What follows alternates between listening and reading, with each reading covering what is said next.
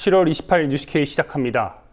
어제입니다. 이병호 국정원장이 자신의 직을 걸고 불법한 사실이 없다고 밝혔습니다. 그럼에도 국정원은 해킹 의혹이 매일 새롭게 터져나오고 있는데요. 국민 다수가 사용하는 카카오톡에 대해서도 국정원의 해명과 달리 사실상 도청이 가능하다는 주장이 나오고 있습니다. 안은필 기자와 한번 짚어보겠습니다. 안녕하십니까? 안녕하세요. 네, 국정원의 해명이 계속되고 있습니다. 이런 가운데 해명이 계속되고 있지만 의혹 자체는 지금 여전히 풀리지 않고 있는데 명확한 근거를 제시하지 않아서 오히려 더 의혹이 더 커지고 있다는 지적입니다. 예, 그렇습니다. 이병호 국정원장은 어제 국회 정보위에서 직을 걸고 불법한 사실이 없다. 국내 사찰은 전혀 없고 이탈리아 해킹팀의 해킹 프로그램인 리모트 컨트롤 시스템, 즉 RCS로는 카카오톡도 도청이 불가능하다 등의 해명을 한 것으로 전해지고 있습니다. 하지만 정작 이러한 주장을 뒷받침할 수 있는 근거 자료는 제출하지 않아서 비판을 받고 있습니다. 또한 국정원이 해명 과정에서 말 바꾸기를 했다는 지적도 나옵니다. 숨진 채 발견된 국정원 직원 임모 과장에 대한 설명이 달라진 건데요. 국정원은 어제 해킹 프로그램과 관련된 모든 일은 임 과장의 책임으로 진행된다고 밝혔습니다. 임 과장의 사망으로 관련 내용의 상당 부분을 알 수 없게 됐다는 겁니다. 하지만 국정원은 지난 19일엔 임 과장은 단순한 기술자에 불과하다고 말한 바 있습니다. 이러한 국정원의 태도에 정보위 위원인 김광진 새정치민주연합 의원은 국정원은 아무런 근거도 없이 믿어달라고 한다면서 정보위 회의장을 가리키며 지금 저 안은 거의 교회라고 말하기도 했습니다. 정보위 야당 간사인 신경민 의원도 오늘 비판의 목소리를 높였는데요. 직접 들어보시겠습니다.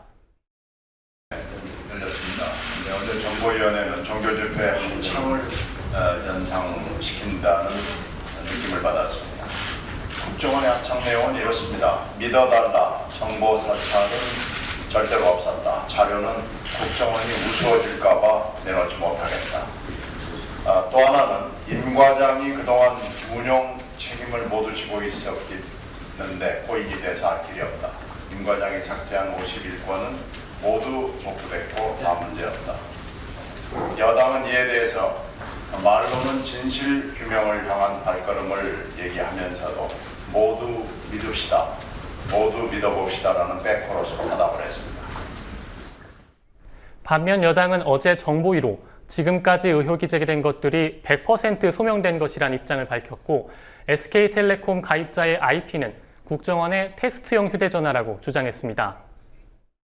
이게 요 앞에 가렸지만은 뭐 컨설팅이라는 것이 국정원의 위장명입니다. 국정원에서 요구했기 때문에 SKT에서 자료를 준 거예요. 그래서 통화 내역이 있습니다. 통화 내역 보면 여기 고객 명칭이 나와요. 이래도 못 믿겠습니까?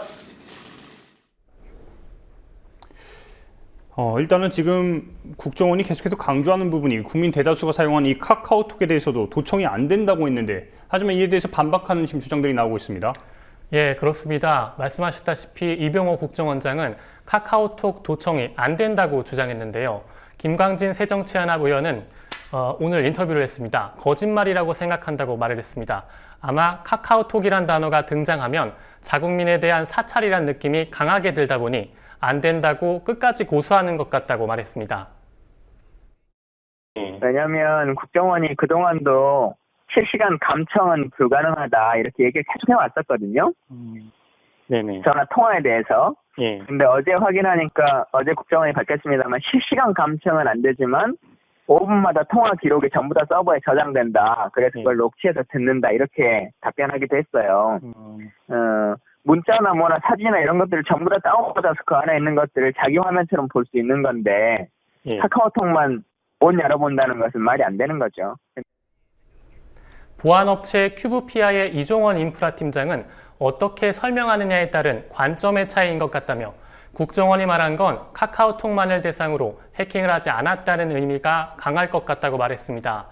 이미 RCS가 깔린 상태에서 추가적으로 카카오톡만을 대상으로 한 해킹은 하지 않았다는 의미로 해석되는데요.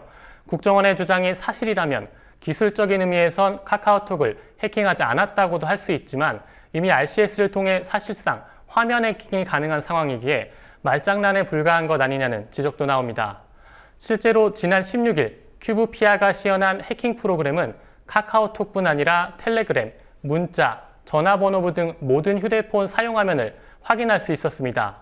시연 영상을 직접 보실 텐데요. 휴대전화 화면이 시간이 조금만 지나면 휴대전화 화면이 변한 후 조금 시간이 지나면 해킹에 성공한 노트북 화면이 똑같이 변하는 걸 확인하실 수 있습니다. 네. 물론 큐브피아의 해킹 프로그램은 이탈리아 해킹팀의 RCS와 같은 것은 아닙니다만 비슷한 원리로 작동한다고 볼 수 있습니다. 이종원 팀장은 또한 해킹 의혹 검증에 대해선 파일이 없으면 검증을 할 수 없다며 눈에 보이는 건 없는데 맞다고만 주장하는 건 논란만 커지지 않을까 싶다고 말했습니다. 네, 다른 사안도 한번 짚어보겠습니다. 국정원이 사용한 이 데빌엔젤 천사라는 아이디가 있죠. 이에 대한 이 설명도 석연치 않다는 그런 지적이 있는데 어떻습니까? 예, 일단 국정원은 이탈리아 해킹팀과 이메일을 주고받은 데브렌젤 천사라는 아이디를 국정원이 사용한 것은 맞다고 시인했습니다. 국정원 직원들이 공용으로 사용한 아이디라는 건데요. 하지만 국정원이 악성 어플리케이션을 유포하기 위해 사용한 것으로 추정되는 같은 아이디의 블로그와 구글 플러스 등에 대해선 관계가 없다고 주장했습니다. 블로그가 지금 없어져 버리고 뭐 하다 보니까 예. 더 이상 근거 될 수 있는 것이 없다고 판단해서인지 자기랑 관계없다 지금 이렇게 주장하고 있어요. 예, 데브렌젤이라고 하는 아이디는 그 이탈리아의 해킹팀하고 주고받았던 메일에 썼던 데브렌젤은 맞으나 예. 다른 것은 아니다 이렇게. 하지만 해당 이메일 주소는 불특정 다수를 향해 악성 어플리케이션을 유포한 블로그, 구글 플러스 등과 연결돼 있습니다. 국정원의 설명대로라면 국정원이 사용한 메일 계정을 국정원 직원이 아닌 다른 누군가가 이용해서 블로그를 개설하고 게시글까지 올려서 악성 어플리케이션을 유포했다는 뜻이 됩니다. 네, 안은필 기자 고생하셨습니다.